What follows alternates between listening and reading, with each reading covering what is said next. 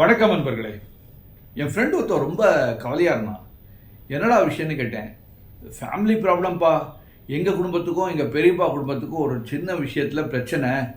இதில் எங்கள் பெரியப்பா குடும்பம் சொல்கிறது தான் சரின்னு எனக்கு நல்லாவே தெரியும். ஆனால் எங்கள் அண்ணன் இதுக்கு ஒத்துக்க மாட்டேங்கிறான். அவன் தான் சொல்கிறது தான் சரின்னு ரொம்ப பிடிவாதமாக இருக்கான். எனக்கு என்ன பண்ணுறதுனே தெரியல. ஏன்னா எங்கள் பெரியப்பா குடும்பத்தையும் என்னால் சப்போர்ட் பண்ணாமல் இருக்க முடியல.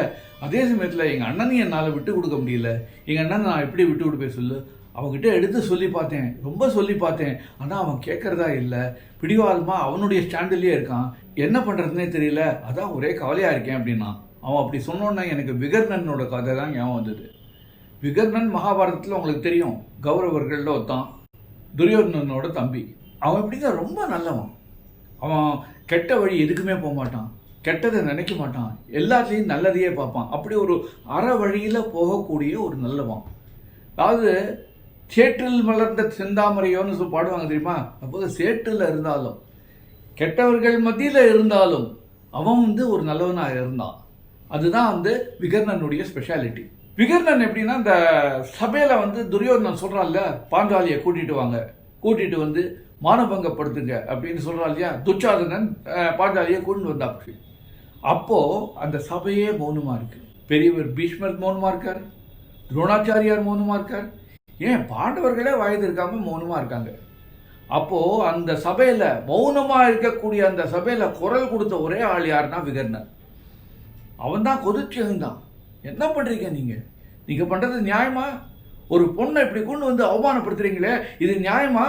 இது மகா பாவம், பண்ணாதீங்க அப்படிங்கிறான். அது மட்டும் இல்லை, ஒரு வக்கீல் மாதிரி பாயிண்டாக எடுத்து வைக்கிறான். அவன் என்ன சொல்கிறான், பாஞ்சாலி தர்மருக்கு மட்டும் சொந்தம் கிடையாது, அவர் பாண்டவர்கள் 5 பேருக்கும் சொந்தம். அப்படி இருக்கும்போது தர்மர் மட்டும் தன்னிச்சையா எப்படி ஒரு டெசிஷன் எடுத்து பாஞ்சாலியை சூதுல இழக்க முடியும் அப்படின்னு ஒரு கேள்வி எழுப்புறான். அடுத்ததை ஒன்று சொல்கிறான். அதாவது சரி, நான் ஒத்துக்கிறேன், அவன் தர்மன் சொன்னால் மற்ற எல்லாரும் கேட்பா, மற்ற தம்பிகள் எல்லாரும் கேட்டுருவாங்கிற அந்த கான்செப்டை வச்சுப்போம். பாஞ்சாலியை இழக்கிறானே வச்சுப்போம். அந்த இழக்கிறதே தப்பு. ஏன்னா தர்மம் ஏற்கனவே தன்னை சூதுல இழந்தாச்சு. அவன் கௌரவர்களுக்கு அடிமையாச்சு. ஒரு அடிமை எப்படி மறுபடியும் சூதுல இன்னொரு மேட்டரை இழுக்க முடியும் அப்படிங்கிற கேள்வியை கேட்குறான். இதை கேள்வி கேட்டோன்னா அங்கே சபையில் இருந்தவங்க எல்லாருக்கும் இது நியாயம்னு படுறது, அவன் சொல்கிறது தான் சரின்னு படுறது. இருந்தாலும் வாயை திறக்கல. நான் ஏற்கனவே சொன்ன மாதிரி பீஷ்மர் வாயை திறக்கல, துரோணாச்சாரியார் வாயை திறக்கல, பாண்டவர்களும் வாயை திறக்கல, யாருமே வாயை திறக்கல. ஆனால் எல்லாருக்கும் தெரியும் விகர்ணன் சொன்னது ரொம்ப சரி அப்படின்னு. விகர்ணன் சொல்லி பார்க்குறான். ஆனால் யாரும் கேட்குறதா இல்லை. எல்லாரும் தப்பிடியில் இருக்காங்க, அப்படியே இருக்காங்க. நொந்து போயிடுறான் Vikarnan. So the net result, பாரத போர் வருது. பாரத போரோட 14வது நாள் அன்னைக்கு பாண்டவர்கள் ரொம்ப வெறியோட கிளம்புறாங்க. இதுக்கு தான் மேக்சிமம் கௌரவர்களை கொண்டு வரணும் அப்படிங்கிற வெறியோட கிளம்புறாங்க. அவங்க கிளம்பும்போது பாஞ்சாலி கிருஷ்ணர்கிட்ட கேட்குறா, கிருஷ்ணா இன்னைக்கு யாருடைய உயிர் போக போகுதுன்னு. அப்போ கிருஷ்ணர் சிரிச்சுட்டே கேட்குறாரு, ஏமா நடக்க போகிறத தெரிஞ்சுக்கிறதுல அவ்வளோ ஆவல அவனுக்கு? சரி சொல்கிறேன் கேட்டுக்க. இன்னைக்கு இந்த உலகத்திலேயே ஒரு நல்லவனுடைய உயிர் போக போகிறது அப்படிங்கிறார். உடனே பாண்டவர்களுக்கு பாஞ்சாலிக்கெல்லாம் ஷாக்கு. ஏன்னா அந்த உலகத்திலேயே நல்லவர் அப்படின்னு பேர் எடுத்தவர் வேறு யார் தான் தர்மர், யுதிஷ்டர். அப்போ அவர் உயிர் போக போகிறதா?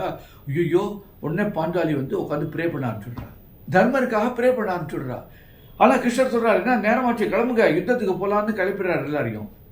யுத்த பூமிக்கு போயாச்சு. யுத்த பூமியில் பீமன் நிற்கிறான். அவனுக்கு எதிர்க்க நிற்கிறது யார் தான் விகர்ணன். அப்போ பீமன் சொல்கிறான் விகர்ணனை பார்த்து, விகர்ணா வேண்டாம், என் முன்னால் நீ நிற்காது, நீ ஒதுங்கி போயிடு. ஏன்னா நான் உன்னை கொல்ல வரல. நான் கொல்ல வந்தது துரியோதனனை, துச்சாதனனை, இவங்க 2 பேர் தான். உன்னை கொல்லறதுக்கு எனக்கு மனசு கேட்காது, தயவு செஞ்சு இங்கேருந்து போயிடு அப்படிங்கிறான். அப்போது விகர்ணன் கேட்குறான், ஏன் என்னை கொன்னுட்டு அப்புறம் எங்கள் அண்ணனை கொல்ல போயேன், என் கூட போர் செய்ய உனக்கு என்ன பயமா அப்படிங்கிறோன்னு. அப்போ பீமன் சொன்னது, வாரு பயம்லாம் இல்லை, எனக்கு மனசு கேட்கல. ஏன்னா உன் மேலே ஒரு தனி பாசம், ஒரு அன்பு வந்துடுது. அதுவும் அன்னைக்கு சபையில் நீ குரல் கொடுத்தியே, பெண்மைக்கு ஆதரவாக குரல் கொடுத்தியே, ஒரு பெண் மானபங்கப்படுத்தக்கூடாதுங்கிறதுக்காக குரல் கொடுத்தியே, அறம் தவறாமல் நீ நடந்துட்டியே, அதுக்காகத்தான் சொல்கிறேன். நீ அப்படி நடந்துட்டதுனால எங்கள் மனசில் ஒரு அன்பு பாசம்லாம் வந்துட்டு உன் பேரில். நான் உன்னை தாக்கணும் நினச்சாலும் இது பாரு என் கதை, அதுவும் நீ சொல்கிறதெல்லாம் கேட்டுட்டு இருந்தது, அதுவும் உன்னை தாக்குமா அப்படிங்கிறது சந்தேகம்தான். அதனால தான் சொல்கிறேன், தயவு செஞ்சு இங்கேருந்து நகர்ந்து போயிடு, இல்லைன்னா இன்னொரு ஆப்ஷன் தரேன். இன்னொரு ஆப்ஷன் தரேன். அது என்னன்னா, நீ எங்களோட வந்து சேர்ந்துரு. பாண்டவர்கள் நாங்கள் 5 பேர், 5 பேரோட ஒன்றையும் 6வது ஆளாக சேர்த்துட்டுறோம். நீ எங்களோட வந்து சேர்ந்துரு, உனக்கு தனி ராஜ்யமே தரும், ஒன்று அரசராக்கிடும், நீ எங்க கூட வந்து சேர்ந்துருன்னொன்னே விகர்ணன் சிரிக்கிறான். சொல்கிறான், பீமா நீ தானே சொன்ன நான் அறவழி தவறாதவன். வாஸ்தவம் தான். அன்னைக்கு நான் குரல் கொடுத்தேன், கண்டிப்பாக குரல் கொடுத்தேன். ஏன்னா அன்னைக்கு நடந்தது அநியாயம், அக்கிரமம். அன்னைக்கு சூழலில் அது நடந்தது அக்கிரமம் தான். இன்னமும் சொல்வேன், அதுபோல் ஒரு கொடுமை எந்த பெண்மணிக்கும் நடக்கக்கூடாது, யாரும் அதை செய்யக்கூடாது, அதை ஒத்துக்கிறேன். இன்னைக்கு சூழலை பாரு. இன்னைக்கு சூழலில் அறவழி என்னன்னா, நான் என் அண்ணனை விட்டு கொடுக்கக்கூடாது, அவன் என் ரத்தம், அவனை நான் எப்படி விட்டு கொடுப்பேன்? இதை பாரு, நீ ஒரு ராஜ்யம் தரேங்கிறதுக்காக அதை ஈன்னு பல்ல இழுத்துட்டு ஒரு பக்கம் வந்துட்டேன்னா அது அறத்துலேருந்து நான் மீறினதாக ஆகும். அதனால தயவு செஞ்சு என்னால் வர முடியாது, நீ வா, உன் கதையால் என்னை தாக்கு அப்படிங்கிறான். பீமனுக்கா ஒரே தர்ம சங்கடம். என்னடா சொல்கிறத கேட்க மாட்டேங்கிறானே, இவனை கொல்றதுக்கு எனக்கு மனசுலேருந்து ஒரே புலப்புறான் மனசுக்குள்ள.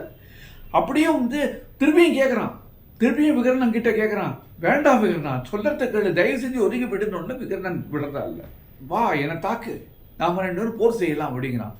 பீமனுக்கு வேறு வழி தெரியல. கடைசியில் கதையால் வந்து விகர்ணனை தாக்குறான். முதல்ல விகர்ணனும் வந்து எதிர்த்தாக்குதல் நடத்துகிறான்.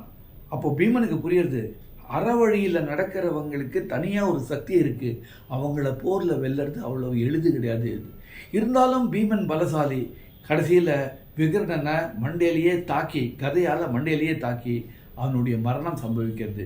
அந்த மரணம் சம்பவிக்கும் போது கூட விகர்ணன் பீமனை பார்த்து சிரிச்சுட்டே தான் வந்து உயிரை விடுறான், சிரிச்சுட்டே தான் உயிரை விடுறான். அதை பார்த்த உடனே பீமனுக்கு மனசு என்னமோ படுறது.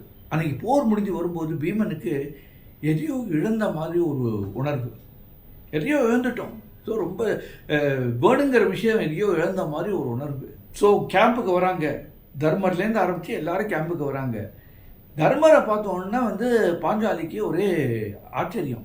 என்னது, ஒரு நல்லவர் வந்து இறக்க போகிறாருன்னு கிருஷ்ணர் சொன்னால், அவருக்காகத்தான் நாள் முழுக்க நான் கிருஷ்ணரை வேண்டிகிட்டு இருக்கேன், இப்போ தர்மரே வந்துட்டாரு, அப்போ கிருஷ்ணன் சொன்னதுக்கு என்ன அர்த்தம்? நல்லவர் இறப்பான்னு சொன்னாலே யார் அப்படின்னு கிருஷ்ணரையே இப்போ கேட்குறார்.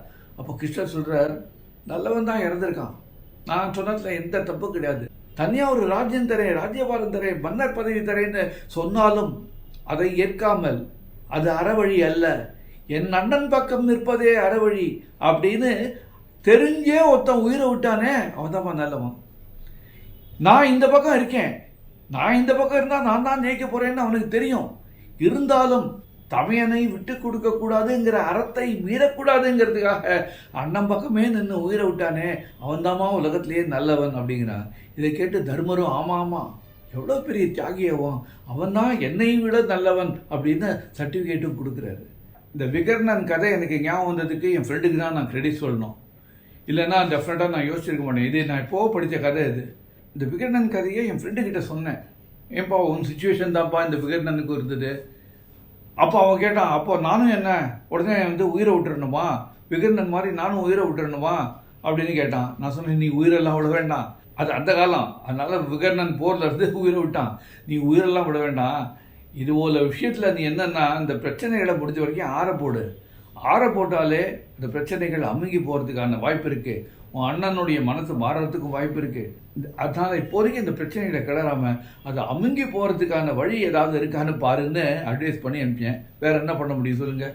எனிஹாவ் என் ஃப்ரெண்டு மூலமாக இந்த விகர்ணன் கதையை வந்து நான் இங்கே பதிவு பண்ணுறதுக்கான ஒரு வாய்ப்பு கிடைச்சிது. அதுக்கு என் ஃப்ரெண்டுக்கு நான் நன்றி சொல்லணும். மறுபடியும் இன்னொரு இன்ட்ரெஸ்டிங்கான விஷயத்தோட உங்களை சந்திக்கிறேன். அது வரைக்கும் உங்ககிட்ட இருந்து விடைபெறுவது உங்கள் SL நானோ. வணக்கம்.